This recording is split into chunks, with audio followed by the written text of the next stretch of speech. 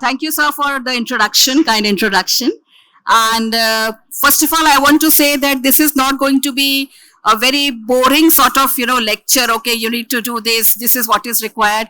Actually, what I've tried to do is, I have tried to put my experience of 32 years with the industry and going through various departments, chemical research, regulatory, quality assurance, etc., just to understand what exactly the regulations are, what are the challenges. Everybody can find the regulations in books and the internet, but when you try to implement it practically on the shop floor, it becomes little bit shaky and challenging because there is a difference of infrastructure amongst different industry. There is a difference of management, understanding, and commitment with respect to quality oversight and several other factors. So I've tried to put across that one most important thing which happens is the qualification. You do B pharmacy, M pharmacy, or other courses or specialized courses, of your choice. So that is the basic thing. But besides that, there is much more to understand what the regulator wants. And when we say regulators, they are both the Indian regulators as well as the global regulators.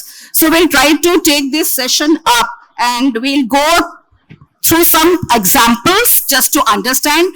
And the idea is to trigger your thought process, what you want to be, which field you want to actually follow, and how difficult or how easy it is.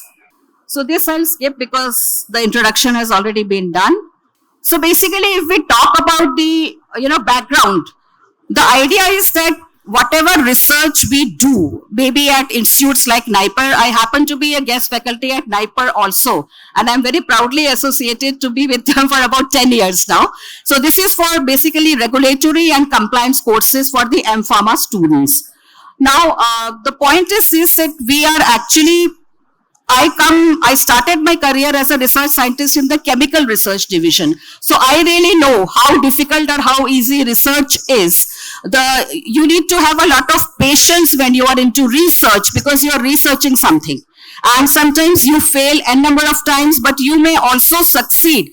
And we do worst case studies when we are in R&D. That gives you the hint how to arrive at the right solution most of the time. So I think when COVID struck all of us all over the world, it was actually a blessing in disguise, I would say, which made us realize so many things which we may not have known earlier. And when we say so many things, they were the risks associated with our manufacturing or production processes. So basically what happens is that OPC for giving us this platform to really exchange these ideas. So there are so many scientific sessions out here interlinked with each other, which will help us understand, right? So now, if you see this, pharmaceutical education and research, it needs to be industry driven from the very beginning. It should not happen that we complete our, B Pharm, M Pharm, D Pharm, etc. And then we try to go, into the industry that, okay, now we start our career, and the industry people find that, okay, we are still not ready to immediately start delivering things because there is a certain gap, maybe with respect to current regulations, current expectations, some sort of soft skills also, right? So what happens is people go for some, temporary short-term crash courses, 6 months, 3 months or something, that I have done this crash course over and above my qualification and now I'm ready for industry. But basically what happens is actually the research itself or the studies itself need to inculcate certain modules, if not many, in every session or semester, so that we are in a position to at least take care of certain things which I have listed in red. So the key focus is, of course, on regulatory affairs and intellectual property rights, again, both in the Indian pharmaceutical arena and the global arena. Most important thing is when we are working anywhere, whether it is industry or whether it is a research institution, it's basically a team work. It's not an individual work. So communication at workplace and effective cross-functional team leadership, our mentors, our supervisors, they also play a big role. How we will be molding our, freshers or middle management people to perform their best. So that has to be simultaneous and it has to be a continuous process. Most important, as we discussed in the last lecture also, we just heard emerging techniques. So, science has progressed over the years. There are so many new techniques, so many new tools available to understand the intrinsic properties of our molecules. So, emerging techniques in drug discovery as well as drug delivery, there are current challenges and what are the future prospects regarding that. And of course, pharmacovigilance and clinical research are again at the helm of all affairs. So if you see, I would always say that the person who has chosen to be in the pharmaceutical field, they are actually the most chosen persons of God Almighty, I would say, because they have been taken in this field to serve the mankind with respect to health and life. So when we talk about various aspects of pharmaceutical sciences, so you would have pharmacology, you would have pharmacovigilance, you would have clinical pharmacy, industrial pharmacy, you would have drug regulatory affairs, you would have pharmaceutics, pharmaceutical chemistry, pharmaceutical analysis, and all these together with quality control, quality assurance, pharmacognosy, pharmaceutical, biotechnology, biopharmaceutical, so many things there. Now what happens is, you would need to know a little bit of everything when you are talking about drug production, drug registration and commercialization. Now, when we talk about India in the world pharmaceutical sciences scenario, it is, as we all know, one of the largest pharmaceutical markets in the world. Besides domestic pharma or biopharma companies, there are several multinational companies, MNCs, which have also set up their operations in our country. These manufacturing plants and laboratories. So what is the result? Skilled workforce is a major requirement to handle all these kinds of operations which are dependent on modern technologies. However, according to industry experts, pharmacy education in India doesn't get updated with the same pace as per the progress in industry. So this in turn have resulted in failure in terms of churning out employees who are capable of handling tasks from day one. So there is a strong thrust of increasing industry institute interaction. Now we in various events, we talk about it pretty often. Industry and academia come together on the same stage. They try to discuss and understand. But finally, when we go back to our respective workplaces, we forget about it and nothing substantial seems to be being done with this respect as of now. So what is important is there are some serious and strong policies also required from the government. Probably they're already on the way or will be implemented soon. So I think that would ease out matters. There is an urgent need for providing a robust platform for the bouncing avant-garde ideas of members in the academic field also through new and more advanced teaching methodologies, fabrication of tools, computer-aided drug designs and other applications through interaction with industry, through interaction with hospitals, regulatory bodies, and of course, community pharmacy. Most important, many of the students with whom I have interacted in NIPER and other pharmacy colleges, they are just, bubbling with excitement with respect to becoming an entrepreneur. So basically, entrepreneurial spirit has to be encouraged at the university level also. Some sort of preparation, counseling, training, understanding of the laws and regulations need to be there so that we can promote startups by the generation Y. So now let's see what all goes for developing, manufacturing and commercializing safe, effective drugs for one and all. See, drugs do not see caste or creed. Drugs do not see, or diseases do not see who is underdeveloped, who is a developing country or who is a developed country. Health is required by everybody and everybody has a right to medicines and devices with affordable prices. So you can just have an idea how complex the field is. So to arrive, it is very easy to say our goal is safe and efficient drugs. Now basically what all goes there? Current requirement of producing safe and efficient drugs is quality by design concept, which has to come from the development stage itself, before scale up, before technology transfer and manufacturing scale. Most important is, particularly after the COVID breakout, the FDA spelled out certain guidances with respect to risk evaluation and mitigation strategies, REMS, because with COVID, we discovered so many new risks or certain risks which were already there, but we did not pay heed to them. So the risk management program has to be more elaborate, more robust. And nowadays, when we are submitting dossiers for approval to different agencies, they require a very concise and detailed statement of your risk management strategy also, along with quality by design parameters. Design space, I'm sure some of you must be conversant with this. Basically, this is when we are developing any technology at the research scale. Before technology transfer, we are working on the parameters which are likely to have an effect on the commercialization or scale up stage. So design space is something within which if you operate, you will not have to do change control with the regulatory authorities, and the quality of the product would be unaffected.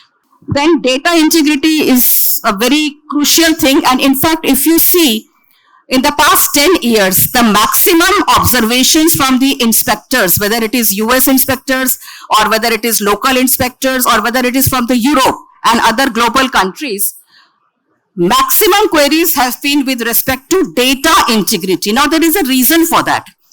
Compared to 5 years back, 10 years back, lot more data needs to be generated because lot many requirements have come, like quality by design, risk management, design space working out, and all those things. The more the data is generated, the more risks are there. There are more chances of manipulation unless you have proper controls in your organization to prevent manipulation and tampering of the data. And that tampering and manipulation is done just to, gain some short-term advantages, trying to hide what is wrong with the scale up. Now, most important is, despite all the protocols, all the SOPs, all the specifications in place, there are still deviations. We are claiming the process is robust, it is validated, it is ready for technology transfer, it can be scaled up to 10 times, 100 times. But still, when we start actually, implementing that on the shop floor, there are certain deviations with respect to quality. Now, that quality can be with respect to intermediates, with respect to APIs, with respect to some stability issues or something. So once you have deviations, you need to have a root cause analysis system in place. So do we have the desired manpower for that, who understands in terms of chemistry, in terms of analytical chemistry, in terms of stability guidelines, etc. What exactly is the reason for the deviation? Because unless you identify the right reason, you will not be able to mitigate it. And then you go for CAPA, which is corrective action and preventive action, so that that deviation or non-conformance is taken care of and not repeated. I don't believe in CAPA, I always believe in PACA. That is, first you do the preventive action. Why don't we take precautions from the very beginning? When we know, suppose it is cloudy outside, so we take an umbrella. That is a preventive action. Why to undergo, getting wet and then taking the umbrella? So when I am actually counseling and teaching people or, doing some consultancy for industry, I always teach them the other way around. Why to wait for some deviation to happen and then you start taking the corrective action? Okay. And then there are several cases of out of trend or out of specification cases. Normally, people tend to skip these kind of deviations. And then sometimes when this happens for a long time, you are not able to identify why there is this deviation. This has to be brought back to the research level to find out the reason for this out of trend or out of specification result. Then you have customers, you are already supplying material to them. There are several market complaints. One has to have a strong system of addressing those market complaints coupled with the corrective actions. Then you would be having customer audits. Suppose I am a customer of one of your products. So before finalizing you as a vendor, I would like to do an audit from my side to make sure you are following GMP. You will be able to give me the right quality of the material within the stipulated timelines. So I will do an audit. Now, when customers do audit, naturally they raise certain questions or objections.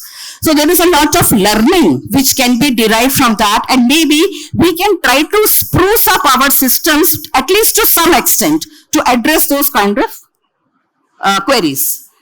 Besides customer queries, you obviously have regulatory deficiencies on our dossiers. MAA is marketing authorization application, which is an application done to authorities to gain the license to sell the product in that particular market. So we have to give a complete data in the form of questions and doubts which they have. And so those deficiencies also give you a hint what you need to take care in the next product development. And then of course you have your regulatory and GMP audits. Most important thing is change management and regularization. Now what happens is change is inevitable. Particularly what happened, like for example, if you are changing the vendor of a key starting material for an API, that is considered a major change. Now, if you do that, you have to go through the change management system, raise a change control, justify the change, generate a lot of equivalent data just to make sure that the quality of the API or the final product is unaffected by changing the vendor. Now, it doesn't stop here. If you have already filed a dossier with the previous vendor, you will have to update the agency with respect to the new vendor, and that is what is regularization with the authority. Now, this is a complex and costly process because there are very stringent guidelines for change management. For example, US has classified changes in different categories: minor changes, moderate changes, major changes. Now, the same thing has been categorized differently by the European authorities. So if I have filed a product in both the countries, I have to go by the respective requirements. Lot of additional data has to be generated. I have to resubmit my file with the additional data, justifying my change and everything. And moreover, there is a very heavy fees onto that. The variation application in Europe particularly, you have a very heavy fees on changing. So all these are challenges which go into making safe and efficient drugs. And of course, there are internal audits. Before I invite a customer or a regulatory authority for the audit, it is mandatory by the FDA to have an internal audit system, a self-assessment sort of system. You know, we can have a team who makes sure that all the protocols, all the SOPs are being followed and there is no deviation. So these are only some of the things. There can be many more things which go into making safe and efficient drugs. And of course, digitalization, last but not the least, it's the most important part, which is a part of each and every activity of pharma. Now, when we talk of marketing of therapies, regulatory strategies and developments, more so for the underdevelopment or emerging markets, there can be compliance and issues. Remedial actions need to be taken, and this happens across different departments. It's just not key, it is connected with the manufacturing production department or the regulatory or the stability department. It can be across multiple facets. Now, when we talk about development, which is the first stage, so it is quality by design, the risk evaluation management strategy, and impurities. Now, when we talk about impurities, basically all of us know that nowadays there is a lot of stress and I would say upgradation on the acceptance criteria for different categories of impurities in the APIs, which finally go into your formulations. So basically, we have heard about genotoxic impurities, elemental impurities, nitrosamines.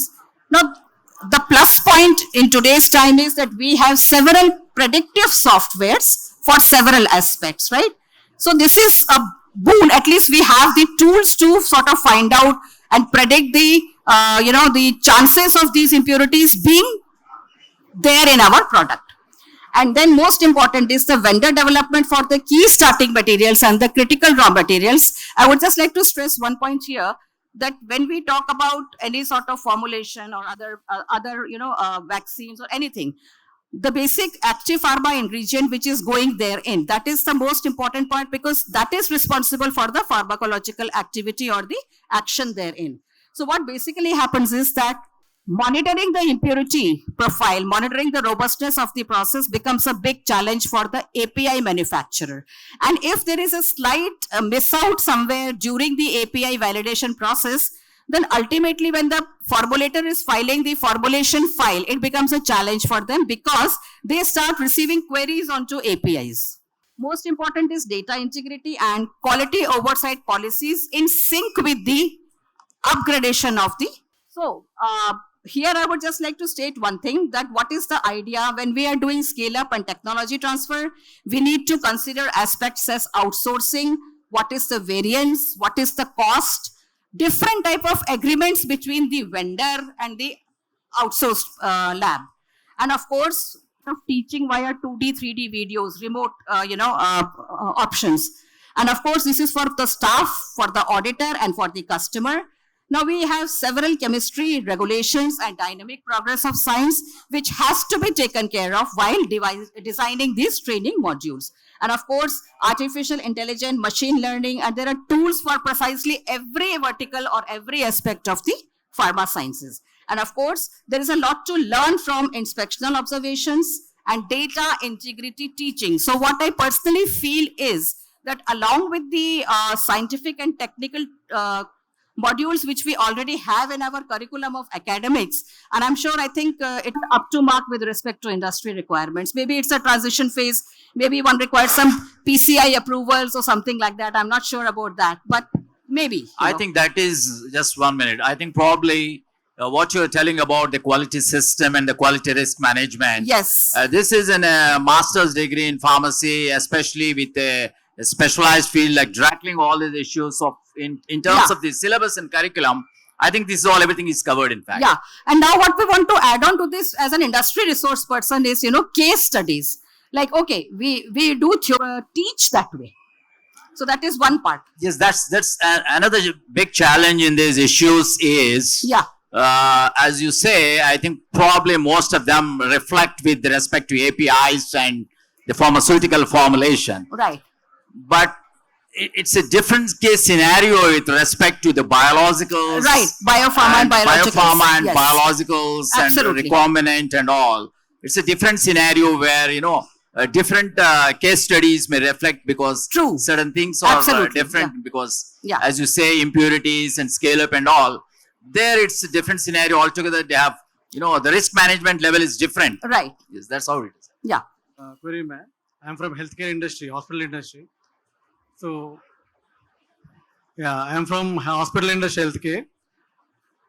So, when we use the medicines, give the medicine to the patients, the frequently, the query will be, is the process is the same for export and domestic supplies? Mm-hmm. Is there any difference? Is the process the same and the quality is the same? There would be some difference. I mean, your basic question is that the difference between domestic and, for treatment for other people, is that what your question is? Mike. For the domestic supply and for the exports, the patients who are receiving the medications, right? Is the quality checks and the audits what sir said? Yeah. Is the same pattern followed for domestic and international export supplies? See, the basic pattern is same, but I think the specifics differ because the domestic, audit checklist would be governed by what are the domestic regulations operational as of now. So the checklists will be different. No, I mean the end patient at the end user. Yeah. Is he getting the same quality of the yes, medicine? Definitely same. Whether yes. you are using in India or in abroad? Same quality, same quality.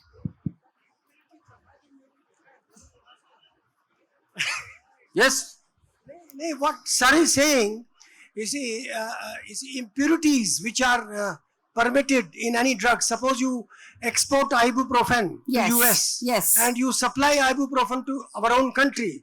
The impurities permitted, levels of that are different, I think. Yeah, they're different. That's what I'm saying, that the acceptance criteria, you mean to say the acceptance criteria for the impurities in the same drug would be different for different global, because sometimes what happens, even the monographs differ with respect to this in US and Europe also and in India also. So if you're selling the drug in India, you would comply to the Indian standards or the acceptance criteria. Yeah. So definitely that would be okay, but that would not work for US or Europe. Yeah. Thank you. Yeah. Why you need a stringent US FDA for the exports and you don't have that kind of stringent for the domestic supply? I'll tell you, actually, when it comes to the industry, if they are definitely making the drug for the US market or the developed countries, they have to do they are having more stringent acceptance criteria. So for that, they may have to do additional, data generation. They may need additional infrastructure in terms of some sophisticated tools and instruments, because they're very particular on which type of analytical instrument you have done the testing and all those kinds of things. So this is again the industry perspective. Actually, I also don't believe that you should have double or triple standards, but the practical thing is that they say if I want to sell a drug only in the, like underdeveloped countries, or say semi-regulated, though nowadays the boundaries are very much abolished, but still they would say, why should I invest in the infrastructure if I don't want to market this drug in the US? So I'll go by whatever is working for semi-regulated or, other markets. So that is the primary reason why industry does that. Ideally speaking, you should have a master, specification or requirement for. Madam, my question is very specific. What is your understanding and say about the 3 batches validation followed by the stability regarding the number of batches, like the batch numbers with respect to 3 process validation, whether this will be from the same batch number or can have the variety of 3 batch number during the process validation to cover all the changes? And second question is that as per SUPAC, SUPAC guidelines, what is the impact what the company need to invite if the method of synthesis are having the major changes which is unknown to the manufacturer, may result to the great impact on the degradation product and impurity profiling? Yeah, so talking about the first part of your question, which says about the number of batch, right? So you are saying 3 batches. If you are statistically, the expectation is of 5 batches. Ideally speaking, if you read the US FDA guidelines. But normally what we do is we take 3 batches. Now those 3 batches, when you are saying, first of all, they should be manufactured by the same process. That is one thing. All the key starting materials and the critical raw materials vendors should be same, because that is how you fix the specifications which are ultimately going to carry down to your API and finally to the formulation. Sometimes what happens is 3 batches are taken, of the same batch size or something, but in one of the batches, the vendor is different of the KSM. Okay, so this is the problem which occurs frequently. Excuse me, madam, different vendor is not at all acceptable. I'm talking about the vendor is same and batch number variations, like 1, 2, 3 batch. Yeah. If the vendor is different, then definitely it is going to invite the 3 batches validation. Sure. 3 batches is more than enough because it is considered 3 consecutive batches and consistently. You're using the same process, so it will be accepted as validated and no, I still not got the answer. Whether the 1 batch number will be sufficient to have the 3 batches of the process validation of the API. You are talking about lot. API. Yes. I'm talking about API. I know, 3 number of batches to be considered or single batch to be followed for the manufacturing process for 3 batches. That should be, if you're talking about API, should be for 3 different batches, not the same batch number. Not the same batch number. Because that is what proves the robustness of your manufacturing process as per the regulator.